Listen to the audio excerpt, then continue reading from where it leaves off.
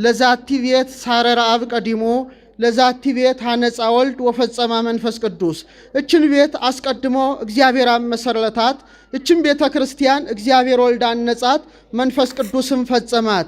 ታላቁ ሊቅ ማህሌታይ ቅዱስ ያሬድ የዘመረው ዝማሬ ነው። ዛሬ በእውነት በጎንደር የዛሬ 300 ዓመት ገደማ ትልቅ ተአምር ትልቅ ነገር ተከናውኗል። ከ300 ዓመት በኋላ ደግሞ እጅግ የሚገርም ነገር በተመሳሳይ ጥር 7 ዛሬ በጎንደር ተደርጓል። የዛሬ 300 ዓመት ግጥጥሙ በጣም የሚገርም ግጥጥሞች ነው ማለት ወዳለው። እችን ቤተ ክርስቲያን የሰሩ ብዙዎች ናቸው። በጎንደር የዛሬ 300 ዓመት በዚህ ዕለት ታላቅ ነገር ተደረገ። ታሪኩን የሰሩት አፄ ኢያሱ አዲያም ሰገድ ናቸው። የደግ ልጅ ደግ ነው በእውነት። አፄ ኢያሱ አዲያም ሰገድ ለመጀመሪያ ጊዜ በጎንደር ዛሬ ጥር ሥላሴ እንዲከበር ያደረጉ ታላቅ ንጉሥ ናቸው። ደስ ይበላችሁ። በዛሬ ዕለት የአድባራት ሁሉ ንግሥት ብለው የሰየሟትን ታላቋን ጎንደር ደብረ ብርሃን ሥላሴን አሰሩ። ሲያሰሩ ግን ዝም ብለው አልሰሩም። በጣም ውብ ነው እንደምታውቁት። ስለዚህ እንጨት ጠራቢዎች ተዘጋጁ። የድንጋይ ዕውቀት ያላቸው ሰዎች ከመላ ኢትዮጵያ እንዲሰበሰቡ ተደረጉ። ስዕሉን ደግሞ አባ ኃይለ መስቀል የሚባሉ ታላቅ ሰዓሊ እንዲስሉት ተደረገ። ከዛ በኋላ እኔ አሁን የት እንዳለ ባላውቅም ታሪኩ የሚነግረን የወርቅ ጉልላት ነበረው ይባላል። እዛ ላይ የወርቅ መስቀል ጉልላቱ ላይ ነበረ። መንበሩን ደግሞ ከዝሆን ጥርስ አሰሩ። እየሰማችሁ ነው። ከዛ ጥር ሥላሴ ለመጀመሪያ ጊዜ ቤተ ክርስቲያኑ ተጠናቆ ንጉሠ ነገሥቱ በነጭ ፈረሳቸው ላይ ተቀምጠው መሳፍንቱ መኳንንቱ አጅቧቸው፣ ቀሳውስቱ ዲያቆናቱ፣ ግብፃዊ ጳጳስ አቡነ ማርቆስ አጅቧቸው ጎንደር ደብረ ብርሃን ሥላሴ በሩ ጋር ደረሱ ይላል። እየሰማችሁ ነው። ልክ በሩ ጋር ሲደርሱ ዘውዳቸውን አወለቁ። በደንብ አስተውሉ። ምናቸውን አወለቁ? ክብሬ ሥላሴ ናቸው። ስለዚህ የሥላሴን ታቦት መሸከም ያለብኝ እኔ ነኝ አሉ። አፄ ኢያሱ አዲያም ሰገድ እኮ ናቸው። እና በወቅቱ እጨጌ ጸጋ ክርስቶስ የተባሉ እጨጌ ገና ለመባረክ የተዘጋጀውን ታቦት ይዘው ነበረ። ይህም በሰሙ ጊዜ ግብፃዊ ጳጳስ አባ ማርቆስ ታቦቱን ስላልባረኩት ፈቅጄላቸዋለሁ አሉ ይላል። ከዛ ንጉሠ ነገሥት አፄ ኢያሱ አዲያም ሰገድ ከቅጽሩ ተነስተው ቀጥታ እስከ ቅኔ ማህሌቱ የሥላሴን ታቦት በዛሬው ዕለት እኮ ነው ጥር 7 አደረሱ። ልክ ቅኔ ማህሌቱ ጋር ሲደርሱ እጨጌ ጸጋ ክርስቶስ ተቀብለው ውስጥ አገቡትና ግብፃዊ ጳጳስ አባ ማርቆስ ባረኩት። በጣም ይገርማል። ያን ጊዜ ህዝቡ ተደንቆ ሊቃውንቱ በመወድስ እንደ ቅድሞቹ የቅኔ ሊቃውንት፣ ህዝቡ ደግሞ በህዝባዊ ግጥም እንዲህ አላቸው። እስቲ አብረን እንበል። የዛሬ 300 ዓመት ወደ ኋላ ሄደን እኔ መራቸዋለሁ፣ እናንተ ተከተሉኝ። ወዴት ሄዶ ኖረዋል? በሉ እስቲ። ኧረ አይሰማም። ወዴት ሄዶ ኖረዋል?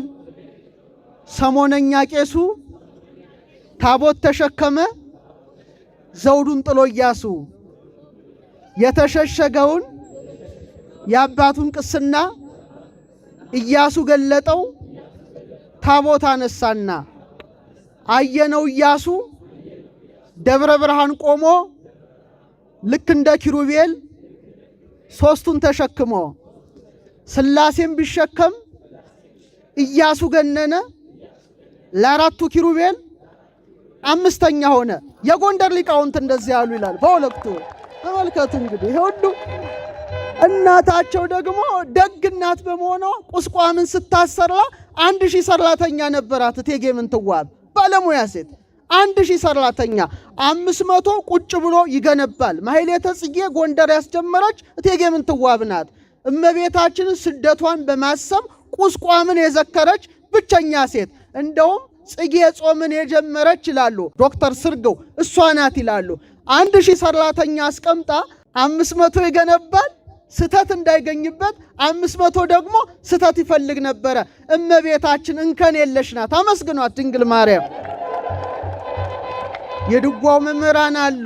ማርያም እሰታሃቱም ትካት ውስጥ ተከርሱ ለአዳም ከመባህሪ ጻዳ። ማርያም ግን ከጥንት ጀምሮ በአዳም ባህሪ ውስጥ እንደ ነጭ ዕንቁ ታበራለች። እመቤታችን እንከን የለሽ።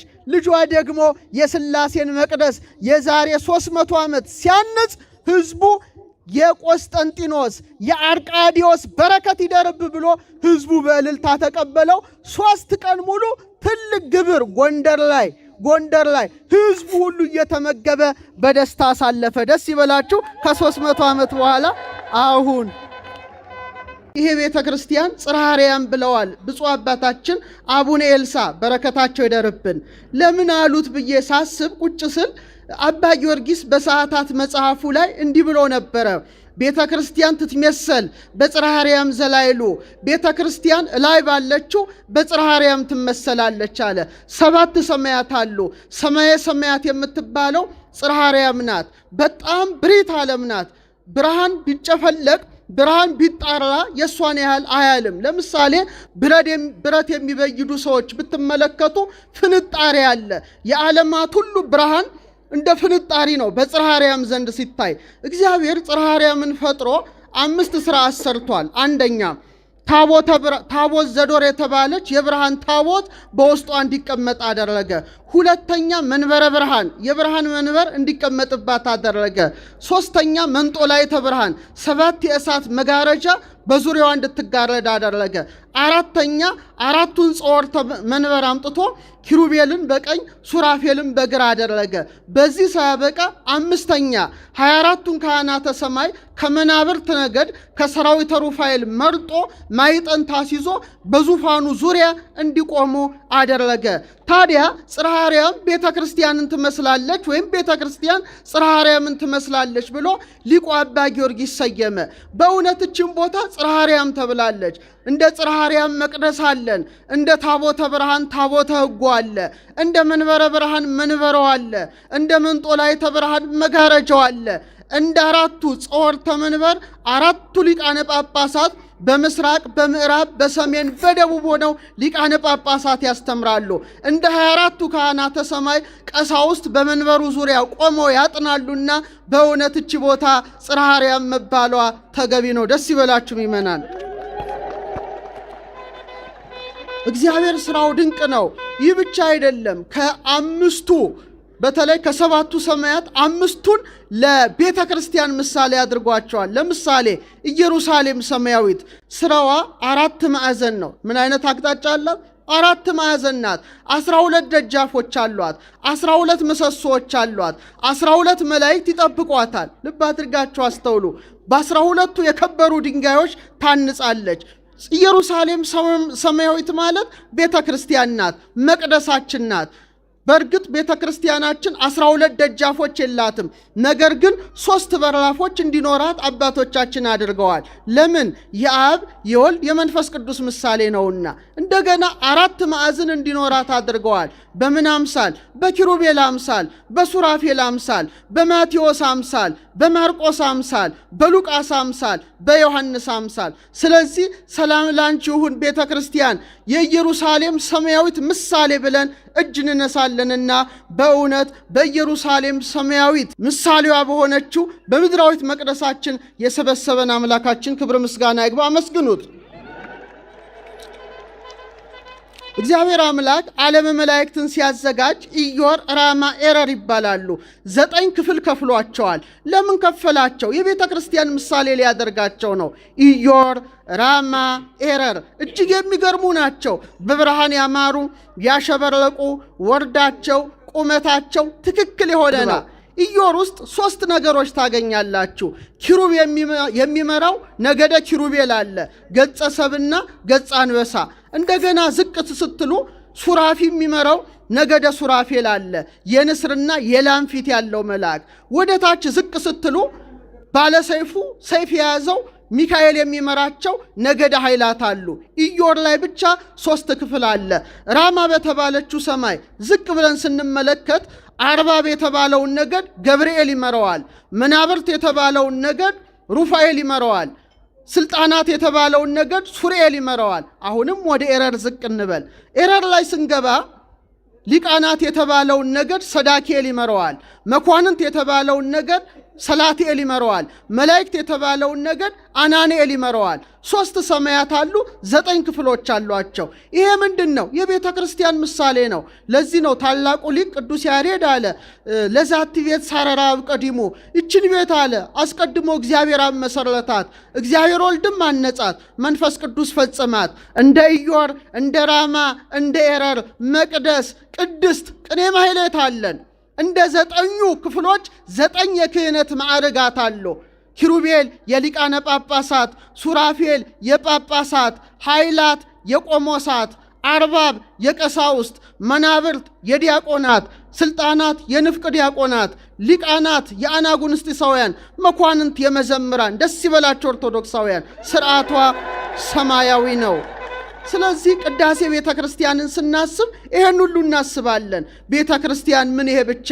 ቤተ ክርስቲያንማ ገነት ናት። በገነት በጣም ብዙ ነገሮች አሉ። ይልቁኑ ደግሞ እድሜያችንም በገነት ተቀምረዋል። ይሄን ልንገራችሁና ጨርሳለሁ። በገነት ልብ አድርጋችሁ ብታስተውሉ 3 ነገሮች አሉ። አንደኛው የሕይወት ዛፍ የተባለ በገነት መካከል የተተከለ ልዩ ዛፍ አለ። አዳም አባታችን እሱም ቢመገብ ኖሮ ታድሶ መንግሥተ ሰማያት ይገባ ነበረ፣ አልተሳካለትም። በምዕራብ በኩል ዕፀ በለስ አለ። ሌላው 6 ወር መንገድ መሽተት የሚችሉ ምኖች አሉ፣ ዕፀ ወገነት አሉ። ፍሬያቸው እንደ ከዋክብት ያበራል። እነዚህን ሁሉ ለቤተ ክርስቲያን ምሳሌ አድርጓቸዋል። ግን ዕድሜያችሁን ልንገራችሁ በዚሁ አጋጣሚ። አዳም አባታችን ዕፀ በለስን ሳይበላ ቢቆይ ኖሮ 1000 ዓመት ቆይቶ ዕፀ ሕይወትን ተመግቦ ኢየሩሳሌም ሰማያዊት ይገባ ነበረ። አልታደለም። ምድር ላይ ስንት ዓመት ቆየ ይላል? 930 ዓመት ቆየ። 1000 ዓመት ሊሞላው ስንት ቀርቶት ነበር? ንገሩኝ እስቲ።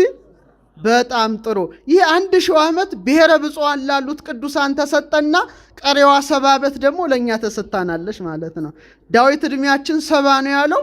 አዳም አባታችን 70 ዓመት ሲቀረው ስለሞተ ነው። በቃ ጉርሻ ከተሰጠ 80 ነው። እሷም በጠበ ክርክር እያለቀች ነው። እግዚአብሔር ፍቅሩን ይስጠን እና የገነት ምሳሌ ሊያደርግ ይሄን ሁሉ ካዘጋጀ በኋላ 4 ወንዞችን ሰራ። በደንብ አድርጋችሁ አስተውሉ።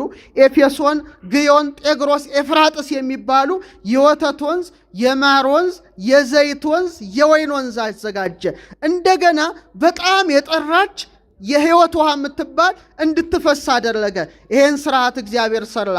ይሄን ከሰራ በኋላ በ40 ቀኑ አዳም አባታችንን ብርሃን አልብሶ ብርሃን አጎናጽፎ ወእንዘ ይዘምሩ ቅድሚሁ ጾታ መላእክት፣ በፊት በኋላው መላእክት እየዘመሩ በ40 ቀኗ ገቡት። ሔዋን በተፈጠረች በ80 ቀኗ ገባሽ። ለምን? ገነት የቤተ ክርስቲያን ምሳሌ ናታ። ዛሬ ወንዶች በ40 ቀናችን ቤተ ክርስቲያን መጣን። ከሕይወት ውሃ ተቋደስ፣ የክርስቶስን ሥጋውን በላን፣ ደሙን ጠጣን። ሔዋኖች እህቶቻችን ደግሞ በ80 ቀናችሁ ገባችሁ። ለምን ይሄን አደረገ? ገነትን የቤተ ክርስቲያን ምሳሌ ሊያደርግ። የጽርሐ አርያም ምሳሌ ያደረጋት አልበቃም። የኢየሩሳሌም ሰማያዊት ምሳሌ ያደረጋት አልበቃም። የኢዮር የራማ የኤረር ምሳሌ ያደረጋት አልበቃም። አሁን ደግሞ የገነት አደረጋት። ገነት 3 በራፎች አሏት ይላሉ ሊቃውንት አባቶቻችን። 4 ማዕዘን ናት፣ ግን 3 መካነ ጸሎት አላት። አንደኛው አዳም ነው። በስተሰሜን በኩል ለጸሎት ይቆማል። ሔዋን ደግሞ በስተደቡብ አቅጣጫ ትቆማለች። እግዚአብሔር በምስራቅ ሆኖ ይባርካቸው ነበር ይላል። ዛሬ የወንዶች መግቢያ በምን አቅጣጫ ነው? ንገሩኝ እስቲ። በሰሜን። ለምን? አዳም በጸሎት በሚቆምበት ቦታ። ሔዋኖች እና እህቶቻችን በደቡብ ትገባላችሁ። ለምን? እናታችን ሔዋን በደቡብ አቅጣጫ ምን ስለምትሆን? ለጸሎት ትቆም ስለነበረ። እግዚአብሔር በምስራቅ ሆኖ ይባርካቸው ስለነበረ የአዲስ ኪዳን ካህናት ደግሞ ወደ ገነት ወደ መንግሥተ ሰማያት መርቶም ያደርሱ ናቸውና በምስራቅ በር ይገባሉ። ደስ ይበላችሁ። ገነት ውስጥ ነው የተሰበሰብነው። ገነት ውስጥ ነው። እንደ 4 ወንዞች ኦርቶዶክሳውያን፣ እንደ 4 ወንዞች ማቴዎስ፣ ማርቆስ፣ ሉቃስ፣ ዮሐንስ የጻፉት ወንጌል ይነበብባታል፣ ይተረጎምባታል። ኤፌሶን ምን ይሰራልኛል? ጤግሮስ ምን ይሰራልኛል? ኤፍራጥስ ምን ይሰራልኛል? ማቴዎስ አለ፣ ማርቆስ አለ፣ ሉቃስ አለ፣ ዮሐንስ አለ። የሕይወት ዛፍ ምን ይጠቅመኛል? አማናዊ የሕይወት ዛፍ የክርስቶስን ሥጋውን እንበላባታለን፣ ደሙን እንጠጣባታለን። የሕይወት ውሃ ከጎኑ በፈሰሰ ማየ ገቦ ተጠምቀን ልጅነትን እናገኝባታለንና ደስ ይበላችሁ። ገነት ውስጥ ያስገባን አምላክ ክብር ምስጋና ለስሙ ይሁን። በመጨረሻም ቤተ ክርስቲያንን የጠፈር ምሳሌ ያደረጋት። የምን ምሳሌ? የጠፈር። እኔ እንግዲህ በስነ ፈለክ ውስጥ ምርምር ውስጥ ያለው ሰው ነኝ። በዛ ሙያ ቤተ ክርስቲያን አባቶቻችን ሲሰሯት ምሳሌዋ ሙሉ በሙሉ የጠፈር እንዲሆን አደረጉ ይላል። በተለይ መጽሐፈ ቅዳሴ ንባቡና ትርጓሜው መቅድም ላይ በሰማይ ፀሐይ አለች፣ ጨረቃ ያሉ፣ ከዋክብት አሉ። እግዚአብሔር እነዚህም ብርሃን አካላት ብዙ ምስጢር አስቀምጦባቸዋል። መምህራን ናቸው። ወውስተ ፀሐይ ሲመጽላሎቶ ጥላውን በፀሐይ ላይ አኖረ፣ ምስጢረ ሥላሴን በፀሐይ ላይ አኖረ። ፀሐይ ምን አለው?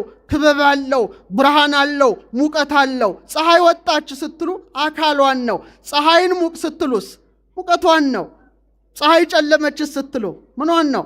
ብርሃኗን ነው። እንደ ክበቦ አብ፣ እንደ ብርሃኗ ወልድ፣ እንደ ሙቀቷ ማን ይመሰላል? ሙቀተ ጸጋን የሰጠን መንፈስ ቅዱስ ይመሰላል። ደስ ይበላችሁ። ዛሬ ሥላሴ ናቸው። ምስጢረ ሥጋዌን በፀሐይ ላይ አኖረ። ስርዓተ ቤተ ክርስቲያንን በፀሐይ ላይ አኖረ። እንደ ምስጢረ ሥጋዌ ካየ ነው በጣም ግልጽ ነገር ነው። ፀሐይ 12 መገብት አውራህ አሉ።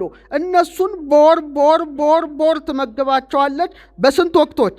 በአራት ወቅቶች። ስንት ወቅት አለን? መጸው፣ ጸደይ፣ ክረምት፣ ሐጋይ። ስንት ወቅት ነው? 4 ነው። ስንት ከዋክብት አሉ በየወራት? 12። ፀሐይ እነሱን ሁሉ ትመግባለች። ይሄ የሰማይ ስርዓት ነው። የክብር ባለቤት ኢየሱስ ክርስቶስም ይሄን ስርዓት ሰማይ ላይ መስራት ብቻ አልጠቀመም። ወደ ምድር እውነተኛ ፀሐይ ሆኖ መጣ። ደስ ይበላችሁ። ፀሐዩ ተወለደ። ፀሐይ ዘኢየዐርብ የማይጠልቀው ፀሐይ ብርሃነ ቅዱሳን ተወለደ። እንደ 12ቱ ከዋክብት አድርጎ 12ቱን ከዋክብት የተባሉትን ሐዋርያት መረጠ። እንደ 4 ወቅቶች 4ቱን ወንጌላውያንን አስነስቶ ወንጌልን አጻፈ። እውነተኛው ፀሐይ በቤተልሔም ተወለደ። አማናዊት ጨረቃ ድንግል ማርያም ተገኘች። እንደ ከዋክብት ብርሃናውያን መላእክት በቤተልሔም ፈሰሱ። ደስ ይበላችሁ። ይህ ሁሉ የሰራ እሱ ነው።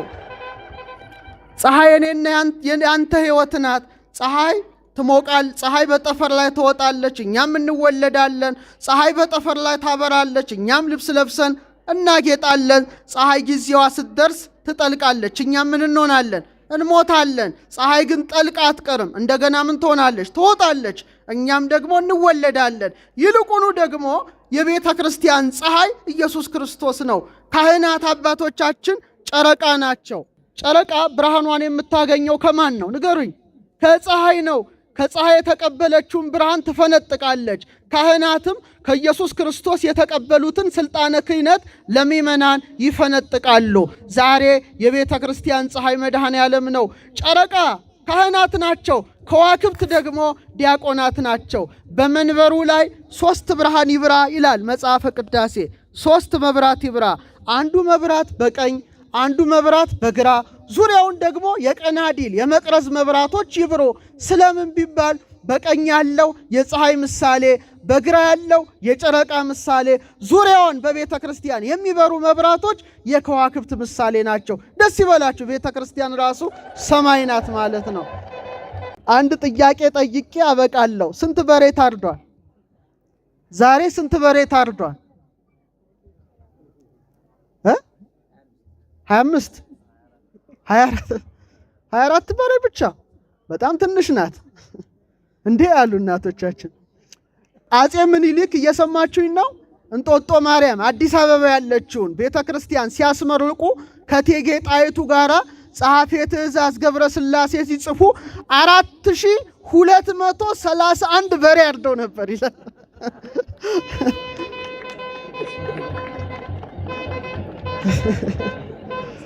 አሁንማ በቃ ብርቅ ሆነ። 4 ኪሎ ስጋም ብርቅ ሆኗል። እንኳን እያሸተትን መሄድ ነው ከዚህ በኋላ። እግዚአብሔር ያሳያችሁ። ከ4000 ሰንጋ በላይ አዲስ አበባ ላይ ተረፍርፎ ጠጁ ደግሞ በመዋኛ ገንዳ ስዊሚንግ ፑል የመዋኛ ገንዳ ይፈስ ነበረ እና በአሸንዳ በዋቃው ላይ ለመድረስ ደግሞ ሴቶች በመሰላል ይወጡ ነበር ይላሉ ንጉሠ ነገሥቱ። በኋላ ይሄ ሁሉ ድግስ ተደግሶ ቅዳሴ ቤቷ ሊከበር ከፍተኛ ዝግጅት ተዘጋጅቶ ሳለ ዝናብ መጣ። እየሰማችሁ ነው? ምን መጣ? ዝናብ። አሁን ድግሱ ሊበላሽ ነው፣ ጠጁ ሊበላሽ ነው። ንጉሱ ጨነቃቸው። ምን ያድርጉ እንግዲህ? ሰማይ ከባድ ነገር ነው። በኋላ ቄሰ ገበዙን ጥሩት አሉ። መጣ። እንደገና ጸሐፌ ትእዛዛቸውን ጠሩ። መጣ። በላውን ወረቀት አምጣና የምልህን ጻፍ አሉት ይላል። ጸሐፌ ትእዛዝ የዓይን እማኝ ሆነው ሲጽፉ ወረቀት መጣ። ንጉሠ ነገሥቱ አጻፉ። በኋላ በልሄን ያጻፍኩትን ወረቀት ወስደ እመቤታችን መንበሩ ላይ አስቀምጠው አሉት። ልክ መንበሩ ላይ ሲቀመጥ ከየት መጣ ሳይባል ከባድ ነፋስ መጥቶ ደመናውን በትኖት እንዳሁኑ ፀሐይ ፈነጠቀች እንጦጦ ላይ እና ንጉሠ ነገሥቱ ያጻፉት ደብዳቤ ወጥቶ ሲነበብ እንዲህ ይላል። ድንግል ማርያም አንቺን ከመውደድ የተነሳ ቤትሽን ሰራሁ፣ እንደ አባቶቼ እንደነ ላሊበላ እንደነ ገብረ መስቀል እንደነ አብርሆ አጽባ እንደ ደጋጎቹ አንቺን ከመውደድ የተነሳ ከ4000 ሰንጋ በላይ ጣልኩኝ፣ እንደ ቃና ዘገሊላ ጠጁ ባሸንዳ እንዲፈስ አደረኩኝ። አሁን ግን ዝናብ መጥቶ ድግስሽን ሊያበላሽ ስለሆነ የዝናቡን ጌታ ልጅሽን ክርስቶስን ተቆጭው ብለው ነው ያጻፉት። አማለደቻቸው እመቤታችን። ደስ ይበላችሁ እውነት። ስለዚህ ምንም 4000 በሬ ባይታረድም 24 በሬ ታርዷል፣ ይመጣጠናል። በመቶ እያባዛችሁ ተጠቀሙ ማለት ነው። እግዚአብሔር ከሁላችን ጋር ይሁን። እንኳን ደስ አላችሁ። የብፁዕነታቸውን በረከት ይደርብን። ያስተማረን አምላክ ስሙ የተመሰገነ ይሁን። እኔ ጎንደር ስመጣ እጅግ ደስ የሚለኝ ማህሌቱ ያስደስተኛል፣ ቅኔው ያስደስተኛል። የትምህርት ቤት ቆይታዬን ሁሉ በእውነት ነው ማስታውስበት። ይልቁኑ ደግሞ ጎንደርን ለማሰብ ብዬ ከጻፍኳቸው 24 መጻሕፍት መካከል አንደኛው የመልክዓ ሥላሴ ትርጓሜ ነው። መታሰቢያነቱን ለአፄ ኢያሱ አድያም ሰገድ አድርገዋለሁ፣ ጎንደርን ከማክበር የተነሳ ማለት ነው። ስለዚህ እጅግ ደስ ብሎኛል። የጋበዙኝ መላከ ጽዮንን ቆሞስ አባ እስጢፋኖስንም በእጅጉ አመሰግናለሁ። የሰሩትንም እግዚአብሔር ያክብርልን። በመላው ዓለም እንዲተዋወቅ እናደርጋለን። እውነትም ግሸን እናደርጋታለን። ወስብሐት ለእግዚአብሔር።